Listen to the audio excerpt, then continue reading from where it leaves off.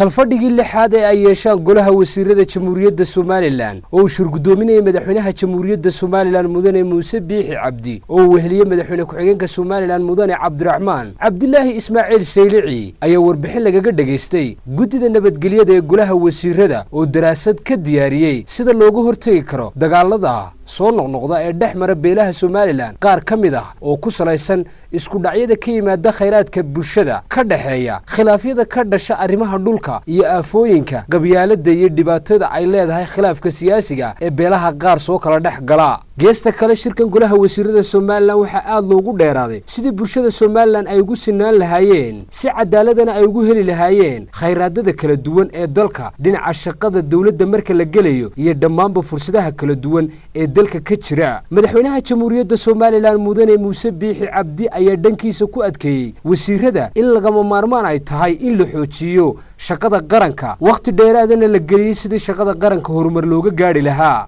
gabagabadii shirkan golaha wasiirada jamhuuriyadda Soomaaliland waxa ka soo baxay qodobadan kow in guddida nabadgelyada ee golaha wasiiradu ay soo sameeyaan qorshe sal ballaaran oo lagu dhameystirayo talooyinka ay soo jeediyeen si loo xakameeyo dagaalada soo noqnoqda ee beelaha dhexmara laba in hablaha Soomaaliland ay mudan yihiin inay helaan fursado shaqo ee dalka ka jira sida awgeedna in mas'uuliyiinta wasaaradaha iyo hay'adaha madaxa bannaan ay hablaha fursad u siiyaan shaqo kasta oo ay qaban karaan saddex in hay'adda shaqaalaha dawladdu marka ay qaadayso imtixaanada shaqada lagu gelayo ay hablaha u sameeyso nidaam gaar ah oo u sahlaya inay qayb ka noqdaan shaqada dawladda sida loo soo gelayo iyadoo la tixgelinayo sharciga shaqaalaha dawladda Soomaaliland afar in beelaha gabooye ay xaq u leeyihiin inay helaan fursadaha shaqo ee dalka heer kasta oo ay ahaato sida awgeedna waxa mas'uuliyiinta wasaaradaha iyo hay'adaha madaxa bannaan la farayaa inay ka qayb galiyaan shaqada heer qaran heer gobol iyo heer degmo tahayba shan ugu dambeyn